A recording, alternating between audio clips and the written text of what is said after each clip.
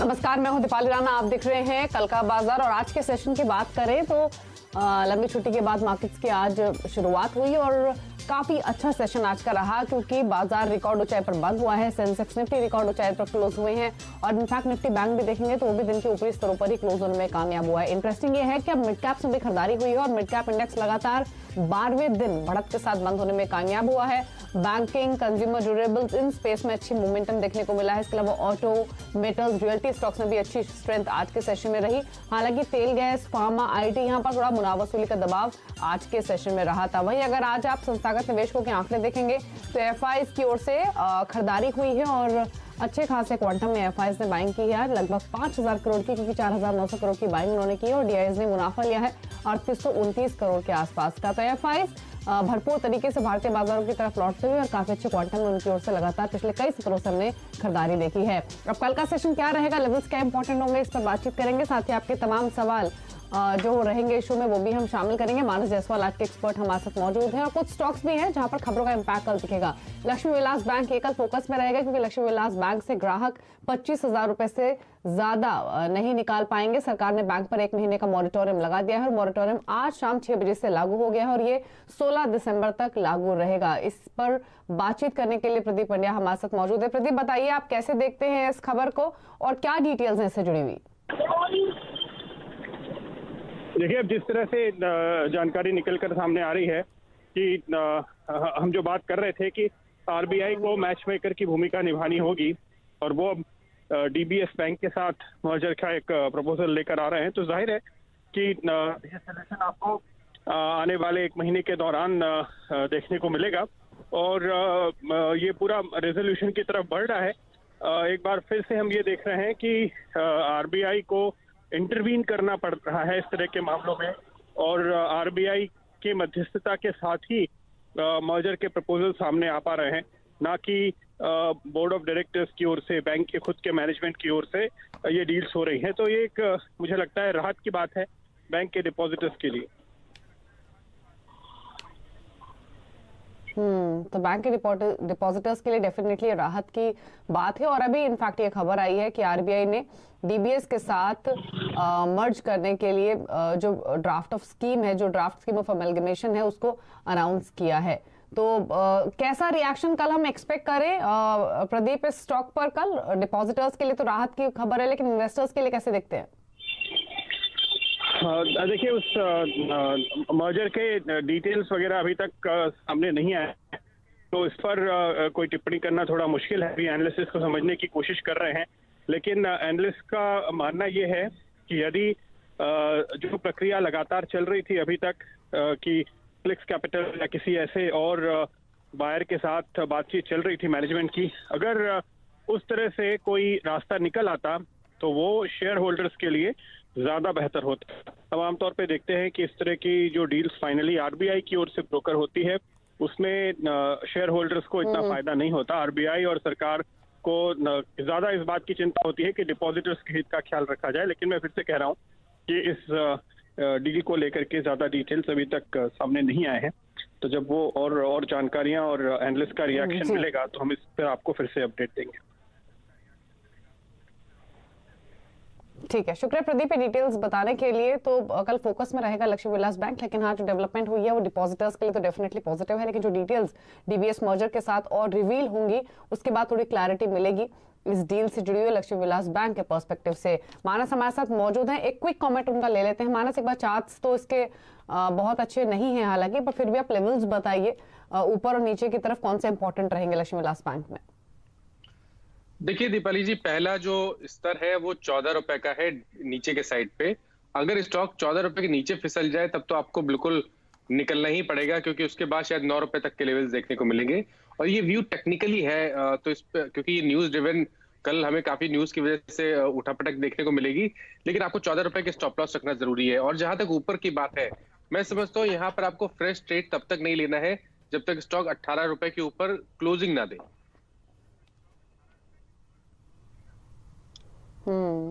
ठीक है, तो लेवल्स आपको बताए हैं मानस ने। नीचे की तरफ 14 एक इंपॉर्टेंट लेवल है, ऊपर अगर ये चला तो 18 के लेवल्स पार करेगा तो ही कोई खरीदारी करने के बारे में सोचे। उससे पहले लेवल्स आपको मिले हैं। लेकिन चलिए आगे बढ़ेंगे, आपके सवालों करते हैं शामिल। ये शो ट्विटर फेसबुक पर लाइव भी है, तो अपने क्वेश्चंस आप हमें वहां भी भेज सकते हैं और अपने सवाल हमसे पूछ सकते हैं। लेकिन कुछ कॉलर्स हमारे साथ मौजूद भी हैं। हमारे साथ पहले कॉलर बातचीत करने के लिए जेपी मेहता हैं दिल्ली से। मेहता साहब नमस्कार, बताइए क्या सवाल है आपका।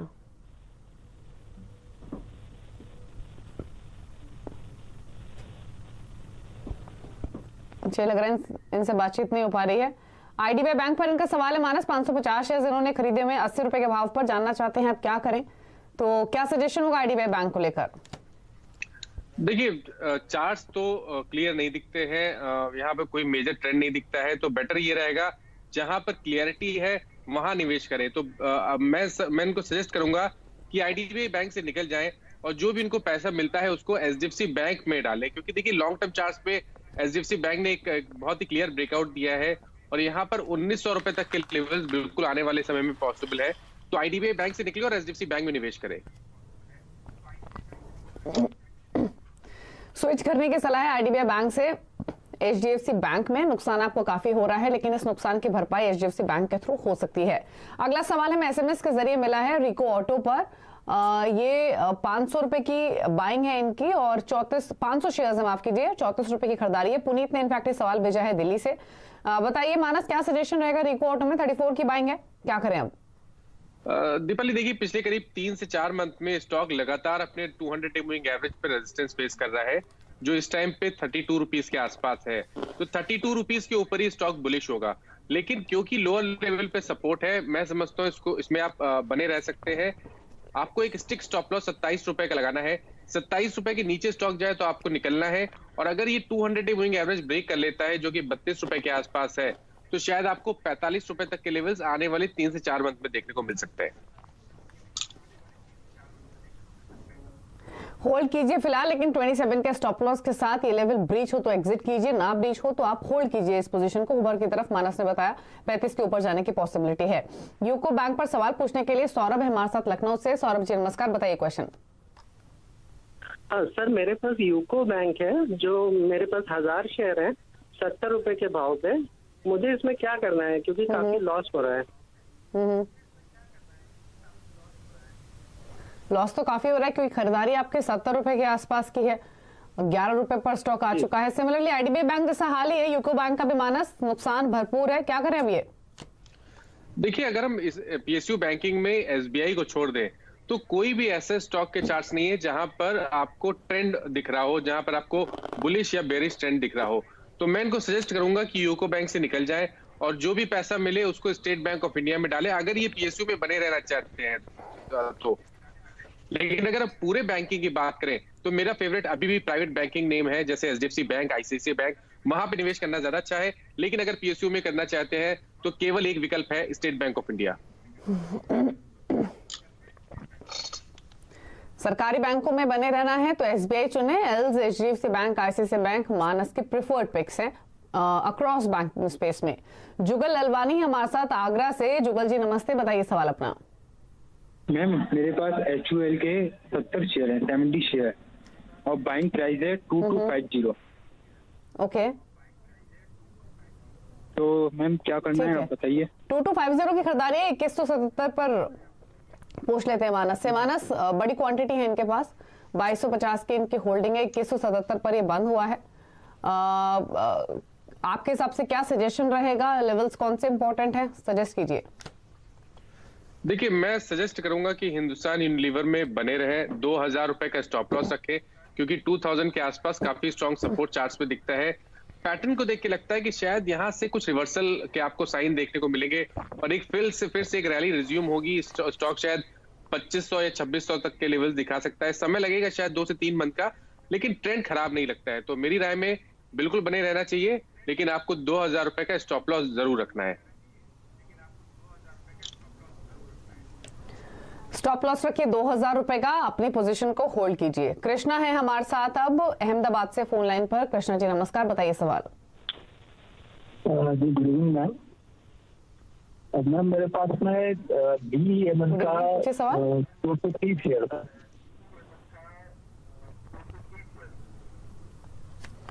230 शेयर्स हैं आपका। परचेजिंग प्राइस क्या है BEML में? 627 मैम।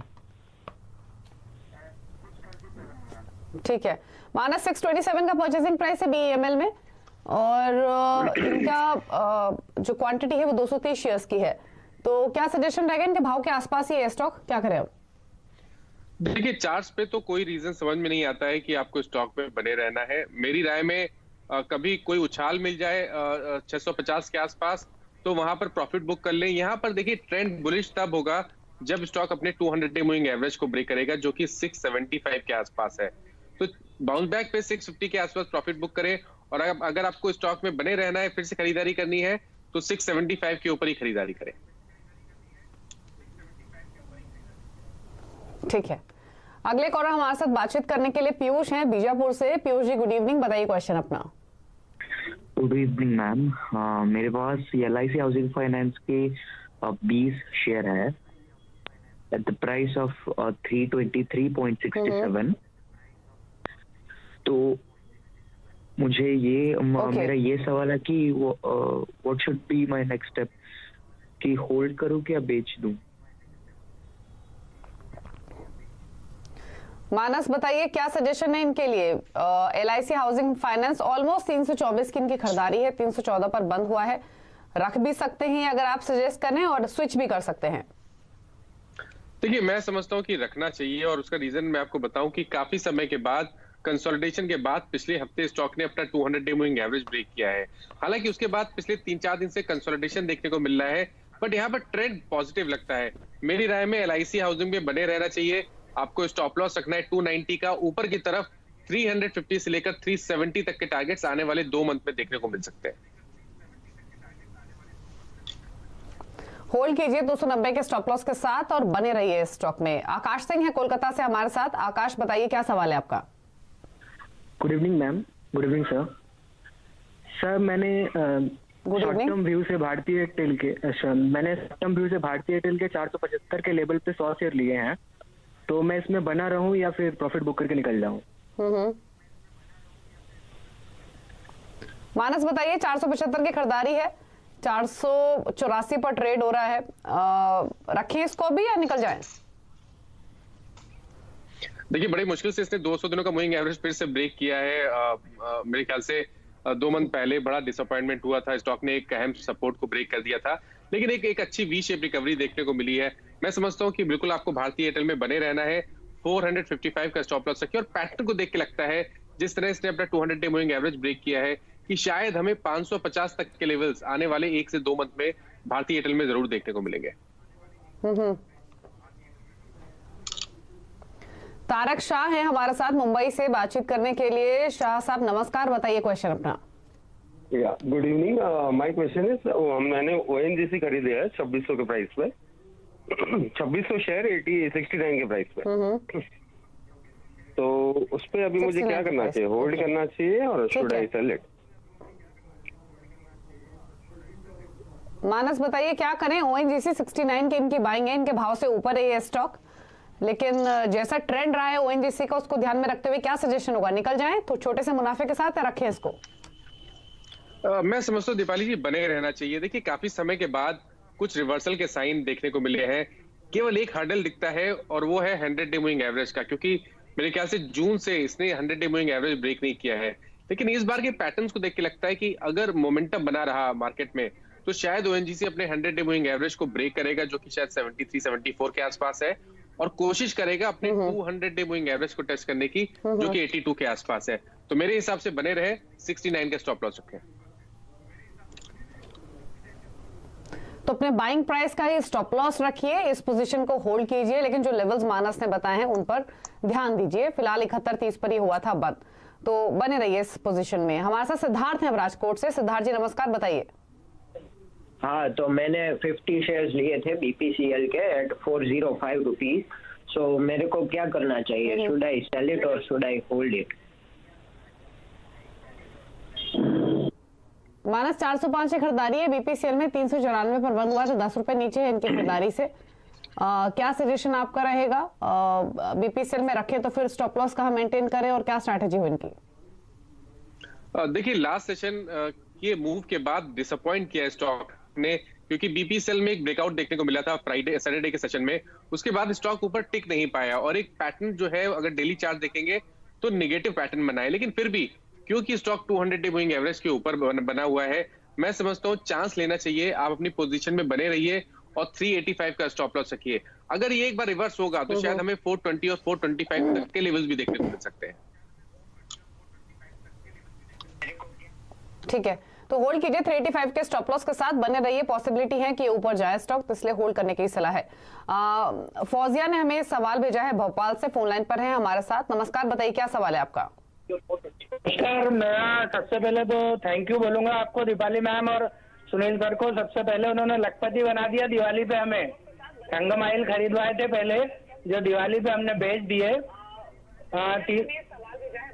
320 के भाव में खरीदे थे। कांग्रेचुलेशंस आपको, धन्यवाद बहुत। और हेलो, मेरी आवाज आ रही है?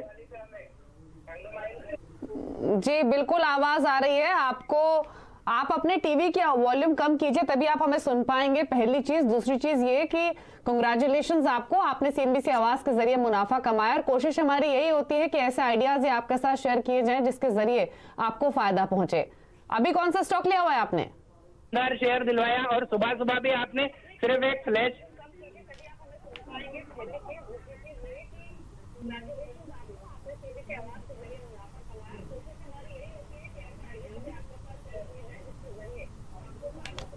सुबह सुबह आपने आइडिया की एक फ्लैश लाइन चलाई और उससे 20,000 रुपए कमा दिए आपने। सिर्फ एक लाइन चलाई, हमने खरीदा और टॉप लगा और जब बेच दिया। सीएनबीसी आवाज नंबर 1 चैनल। दिवाली पे आपने लखपति बना दिया हमें, सोचिए। और मैंने अभी जो सुबह खरीदे, हालांकि थोड़ा सा 5 से 1,000 रुपए का नुकसान है। कोई कौन सा स्टॉक है आपके पास? जीएमडीसी है आपके पास?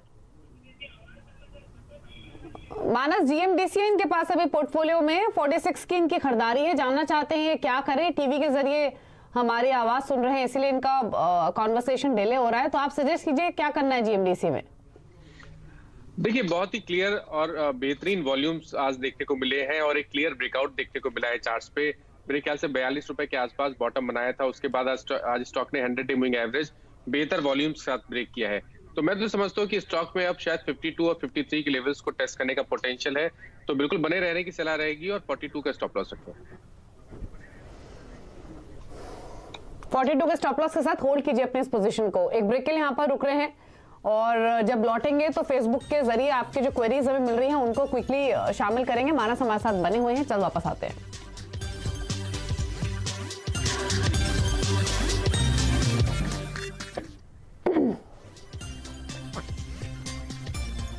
आप देख रहे हैं कल का बाजार। मानस जायसवाल हमारे साथ बने हैं आपके से भी क्वेश्चंस के आंसर्स को देने के लिए। फेसबुक पे भी ढेर सारे सवाल मिल रहे हैं, तो कुछ क्वेरीज वहां की क्विकली पिक करते हैं।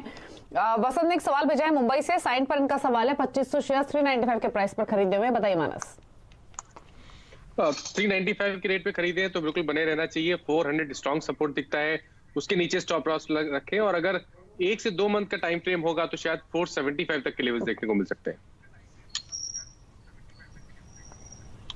नेट्स गुप्ता ने सवाल भेजा है एलेंबिक फार्मा पर 200 शेयर्स खरीदे हुए 980 के प्राइस पर। देखिए, एलेंबिक फार्मा में कंसोलिडेशन देखने को मिल रहा है और स्टॉक लगातार 100 डे मूविंग एवरेज पे सपोर्ट ले रहा है। तो 949 का स्टॉप लॉस रखिए, बने रहिए। 1000 के ऊपर जब भी निकलेगा तो शायद हमें 1050 और 1075 तक के लेवल्स भी देखने को मिलेंगे। निर्भय कुमार ने सवाल भेजा है हरिद्वार से। अदानी ग्रीन्स 1000 शेयर्स है, 435 का प्राइस है। जानना चाहते हैं बेच दें या फिर रखें? बिल्कुल बने रहे। High top higher bottom chart पे बहुत क्लियर दिख रहे हैं। आपको बने रहना है। स्टॉप लॉस 1010 के आसपास रखना है और ऊपर की तरफ 1180 तक के टारगेट्स पॉसिबल है। अनीता भाटिया ने एक सवाल भेजा है, डाबर इंडिया ये खरीदना चाहती हैं, जानना चाहती हैं कौन सा बेहतर लेवल होगा एंट्री लेने का। देखिए, इंतजार करिए, जब ब्रेकआउट देखने को मिले 530 के ऊपर तभी आपको डाबर में खरीदारी करनी है। और उस केस में 510 के नीचे स्टॉप लॉस रखिए और टारगेट करीब 575 से लेकर 585 की रेंज में रहेंगे। लेकिन खरीदारी 530 के ऊपर ही करनी है। 530 के ऊपर ही बाय करना है डाबर। करण वत्स ने सवाल भेजा है आरबीएल बैंक 100 शेयर्स इन्होंने खरीदे हुए हैं, इनका परचेसिंग प्राइस 207 रुपए का है। देखिए बेहतरीन चार्ट्स हैं और स्टॉक अपना 200 डे मूविंग एवरेज टेस्ट कर रहा है। आई थिंक बने रहना चाहिए। 200 रुपए का स्टॉप लॉस रखिए, 235 के टारगेट सेट करिए। पीयूष ने एक सवाल भेजा है, HDFC AMC 100 शेयर्स 2900 के प्राइस पर, व्यू इनका लॉन्ग टर्म है। देखिए काफी समय के बाद स्टॉक ने अपना 200 डे मूविंग एवरेज ब्रेक किया है, तो मैं तो समझता हूं कि लॉन्ग टर्म के लिए बने रहा जा सकता है। 3100 तक के टारगेट्स पॉसिबल है और नीचे की तरफ आपको 2300 रुपए के नीचे स्टॉप लॉस सकता है। ठीक है। इसके अलावा एक सवाल आया है विप्रो पर, राजकुमार ने भेजा है 345 के भाव पर 2000 शेयर्स इन्होंने विप्रो में खरीदे हुए हैं। 1 साल का पर्सपेक्टिव है विप्रो पे। इनफैक्ट कुछ और क्वेरीज भी हैं जो जानना चाहते हैं कि एंट्री किस लेवल पर करनी चाहिए अगर नई खरीदारी करनी हो तो बताइए मानस। देखिए लॉन्ग टर्म का व्यू है तो बने रहे, क्योंकि लॉन्ग टर्म में मैं समझता हूँ स्टॉक में करीब 425 430 तक के लेवल्स को टेस्ट करने का पोटेंशियल है और बने रहिए। और स्टॉप लॉस आपको 325 के नीचे रखना है, जो कि 50 डे मूविंग एवरेज है। लेकिन ध्यान रखिए जब भी ब्रेकआउट देखने को मिले 352 353 के ऊपर, तो आप शॉर्ट टर्म के लिए भी खरीदारी कर सकते हैं। उस केस में आपको 25 से 30 रुपए का मूव देखने को मिलेगा। होल्ड कीजिए और नई खरीदारी भी कर सकते हैं। मानस ने लेवल्स आपको बताए हैं। तो फिलहाल क्वेरीज तो इतनी ही शामिल करेंगे, लेकिन अब बात करेंगे CNBC आवाज और नेशनल स्टॉक एक्सचेंज के खास मुहिम इन्फॉर्म्ड इन्वेस्टर के बारे में। एक लंबी ड्राइव पर जाने से पहले हम ये सुनिश्चित करते हैं कि गाड़ी के सभी पुर्जे बेहतर स्थिति में है या फिर नहीं, ताकि आगे जाकर कोई परेशानी ना हो।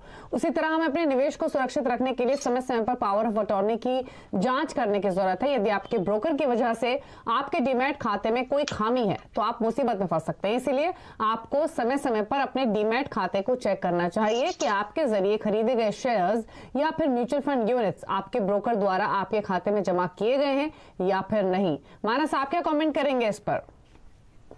देखिए मैं तो समझता हूं कि आप चाहे ट्रेडर हो चाहे आप इन्वेस्टर हो, आपको डीमैट खाते तो ऐसे ही चेक करने चाहिए जैसे आपको अपने बैंक खाता चेक करते हैं। उसी तरह आपको डीमैट अकाउंट में भी चेक रखना चाहिए कि कहीं आपके जो शेयर खरीदे हुए हैं वो वहां पर है या नहीं है। ऐसा तो नहीं कि वो ब्रोकर ने वहां पर एंट्री नहीं उसकी की है। इसलिए ध्यान रखिए, डीमैट अकाउंट हमेशा चेक करते रहिए। तो डीमैट अकाउंट को समय समय पर चेक कीजिए। जितना सही स्टॉक्स को चुनना जरूरी है सुरक्षित निवेश के लिए, उतना ही जरूरी है अपने खाते को रेगुलरली मॉनिटर करना। शुक्रिया मानस, आप आए शो में सभी सवालों के जवाब दिए। कोई डिस्क्लोजर आपकी ओर से? देखिए दीपाली जी, जिन स्टॉक्स के बारे में बात हुई है इसमें किसी में भी पर्सनल होल्डिंग नहीं है, बट अपने क्लाइंट्स को एडवाइस किए हो सकते हैं। शुक्रिया आपका सभी स्टॉक्स पर अपनी राय देने के लिए और क्वेरीज को आंसर करने के लिए। तो इसी के साथ कल का बाजार में इतना ही। नई खबरों पर लगातार अपडेट के लिए CNBC आवाज से जुड़े रहिए, ट्विटर, फेसबुक और यूट्यूब के जरिए। नमस्कार